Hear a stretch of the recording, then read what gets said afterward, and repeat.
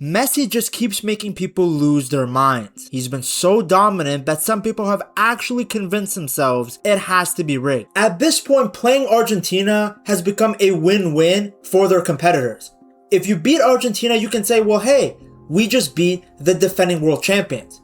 And if you lose, just call them corrupt, say that FIFA rigged the tournament for them, get the support of all the casuals and the people that don't watch the games properly, and boom, you never have to take accountability for what happened on the footballing pitch. The whole FIFA is rigging the World Cup for Messi and Argentina narrative isn't new. It's been around ever since the 2022 World Cup. At first, it mostly came from Ronaldo fans, who I jokingly call the Portuguese Homelander fanbase / cult, who were trying to cope with Messi winning the most prestigious tournament in world football as the best player. You know, the same trophy that used to be Ronaldo's dream, then he changed it after Messi won. The tournament that he considers just 7 games. But World Cup, it's a dream. It's a dream.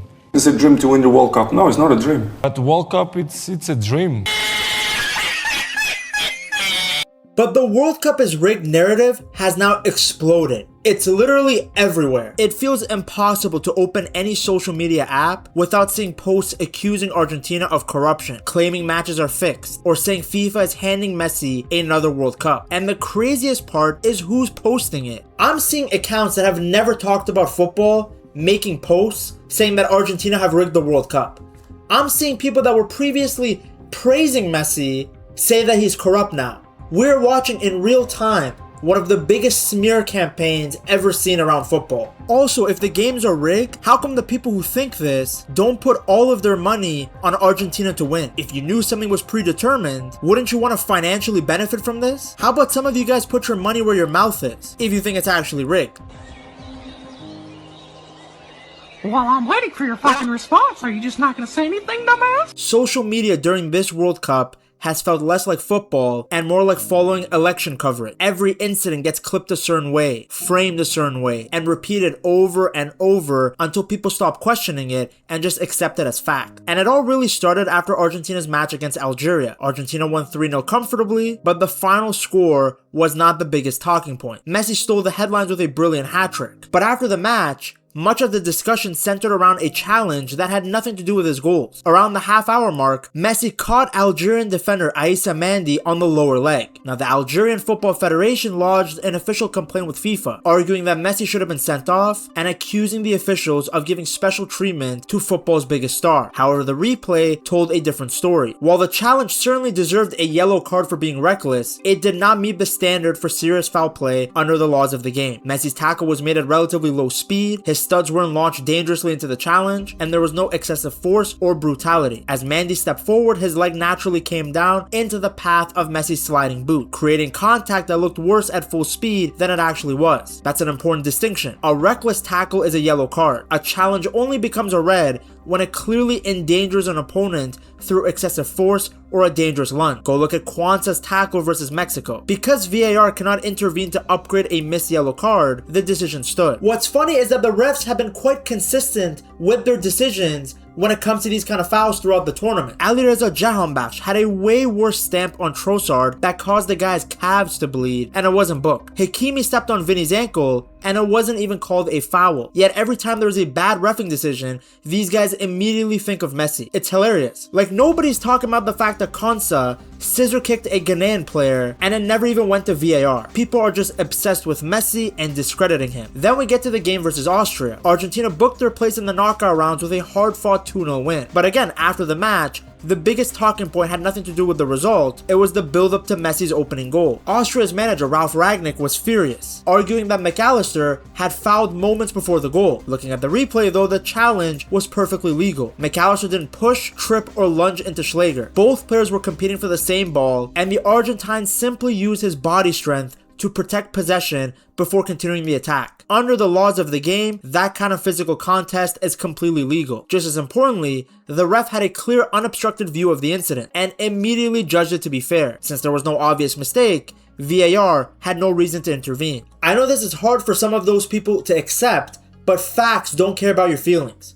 Just because you don't like Messi or you don't like Argentina or you just happen to be supporting the nation that they're playing, that doesn't mean that we just throw the rules of the rule book out the window. The weeping about bad calls continued into the game against Cape Verde. They pointed to 3 moments in particular: the late whistle after a foul on Lionel Messi, the quick restart before Vozinha had finished time to organize his wall, and the decision to add only 3 minutes of stoppage time at the end of extra time. However, all 3 decisions were consistent with standard refereeing practice. The first complaint, the delayed whistle after Messi was fouled, was just textbook application of the advantage rule. Instead of stopping play immediately, the ref briefly waited to see if Argentina could continue their attack. Once it became clear that no advantage existed, he brought the play back correctly and awarded the free kick. That's exactly how refs are instructed to apply the law. The second complaint focused on the free kick restart, but if you watch match footage, you can hear the ref blow his whistle, and he did it only after Vozinha was standing in the middle of his goal, signaling that play could resume. It was Vozinha then who chose to continue adjusting his position and the wall after the whistle had already gone. If that went in, it would have been a mistake by Vozinha, not an error by the ref. All the complaints about Messi taking that free kick quickly came from people who were watching football for the very first time at the World Cup. Like, that was their first experience watching high-level football. The other people complaining were just hypocrites. I exposed one guy on Twitter who was weeping about Messi trying to score from the free kick before Vozinha was fully set up, but then when you go through his account, he was constantly praising Trent for taking the corner quickly. These morons, man. Finally, there was criticism over the 3 minutes of added time at the end of extra time, but the 3 minutes had passed by when the ref blew his whistle. Sure, he could have had them play longer, but it's not rigged to stop it there. The conspiracy theories reached another level in the round of 16. Down 2-0 with less than 25 minutes to play, Argentina staged an incredible comeback to win 3-2. But after the final whistle, Egypt's players and the coaching staff insisted that the match had been rigged to keep Messi and Argentina in the tournament. The frustration centered around 2 big decisions. The first came in the 58th minute when Mustafa Zico thought he had scored, only for VAR to rule the goal out. The second was a late penalty appeal after Alexis McAllister appeared to grab Hamdi Fatih's shirt inside the box. Both decisions caused people to lose their minds. There was so much debate online. Even the Egyptian manager and players were freaking out and crashing out. Generational crash out. But under the laws of the game, the officials applied the rules correctly. The disallowed goal came because VAR spotted a foul by Marwan Attia at the very start of the counter. Before Egypt broke away, Attia clearly pulled Lisandro Martinez's shirt and stepped on his foot to win possession. Since Argentina never regained the ball after that challenge, the entire attack counted as one continuous attacking phase. That's exactly what VAR is designed to review. Egypt scored in this situation, but after an awful review, the referee cancelled the goal. So what happened here was that Egypt got the ball in their own half very far back and then started an attack. And this attack led to a goal.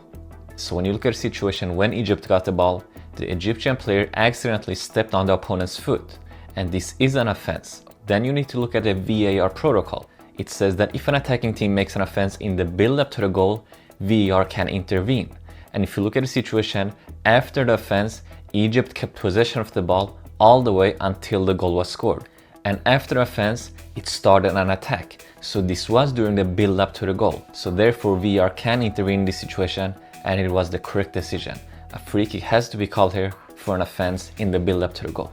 You can make the argument that it's a soft call, but it's not an illegal or incorrect one. Then Egypt's late penalty appeals were also rejected for good reason. While McAllister briefly grabbed Fatih's shirt during a crowded corner, this contact is minimal, and it definitely didn't prevent him from challenging for the ball. If you're gonna call that a pen, you might as well call a pen on every single corner and set piece, because on all of those occasions, there's WrestleMania/UFC pay-per-view happening in the box, so you can't just pick and choose if you're gonna call that. Then there were people weeping about a foul on Salah, saying it was the same situation as the Martinez one. It was not. Salah was dispossessed fairly, already falling, and there was minimal contact on his other foot. I'm sorry, guys.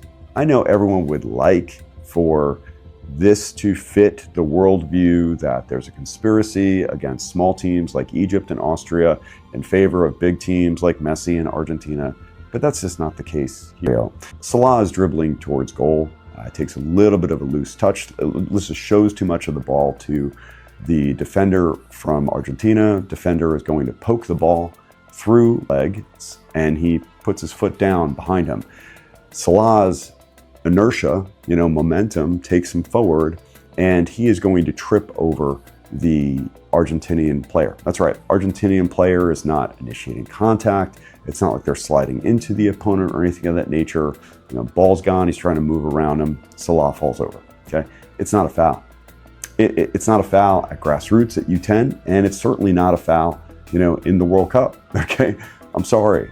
I know it would make you feel better if it was a conspiracy and that VAR, you know, didn't look at this and they should have, and it was a clear and obvious error. It's not a foul. In fact, even Salah himself and his teammates didn't argue in real time, which is usually the perfect indicator that nothing was done wrong. If the game was rigged, how did Messi miss the pen? Also, was it the referee's fault that Marmoush messed up a 4v1 counterattack?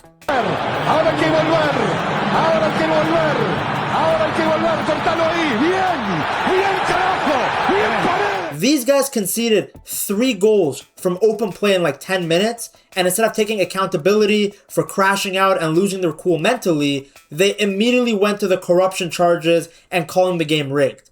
The lack of accountability seen from Egypt made me lose all the respect that I had for them for playing so well for the first 80 minutes. Couple of things that I wanted to add in since I found out about them after I had recorded the original video. The first one is that after some research, I found out that Egypt's coach had also said that AFCON is rigged for Senegal when Egypt lost in the African Cup of Nations. Before next last match against Cote d'Ivoire, that is not fair.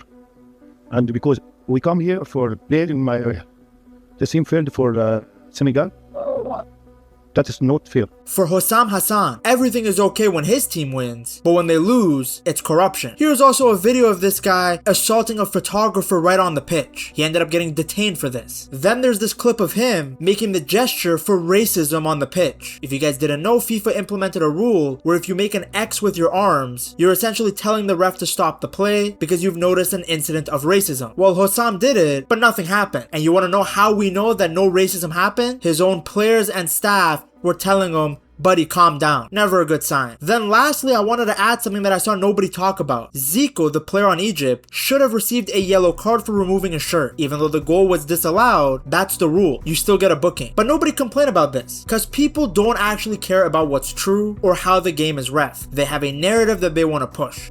And as a goal celebration, he took off his shirt, and even if a goal is disallowed, a yellow card must be given here for unsporting behavior for taking off the shirt to celebrate a goal. But the referee did not give a yellow card here, and that is incorrect. It's crazy how a narrative that was pushed as cope from a certain fanbase in 2022 has now become a worldwide gaslighting session. Back then, they wanted Messi to get a yellow for a handball, but under the laws of the game, a deliberate handball is not automatically a booking. A yellow card is only required if the handball stops a promising attack, breaks up a dangerous counter, or is used tactically to gain a significant advantage. In that case that they always bring up, Messi handled the ball near the halfway line with Nathan Ake immediately behind him. The Netherlands were not launching a dangerous counterattack, nor were they in a promising transition with space to exploit. As a result, the handball did not meet the criteria for a yellow card. Not to mention that I'm pretty sure he had played advantage early on, so he was always going to bring the ball back anyways. Then there were people weeping about the pens that were legit pens. Dembele hit Di Maria's foot. Livakovic took Julian Alvarez out. Dumfries took down Acuna in the box. These are all pens. The only pen call that I disagreed with was the one versus Poland, and Messi missed that one anyway, so who cared? If the game had been truly rigged to help Argentina win, why would the ref add an additional 10 minutes in stoppage time for the Dutch? It was in the 101st minute that Weghorst scored that dramatic equalizer. If the ref's objective had been to guarantee an Argentina win, the easiest thing to do would have been to blow for full time well before that moment. The same logic applies to the World Cup final. If FIFA had been truly determined to hand Messi the trophy at all costs, why would the ref have awarded France 2 penalties, both converted by Kylian Mbappe? Those decisions alone undermine the idea that everything was scripted and predetermined.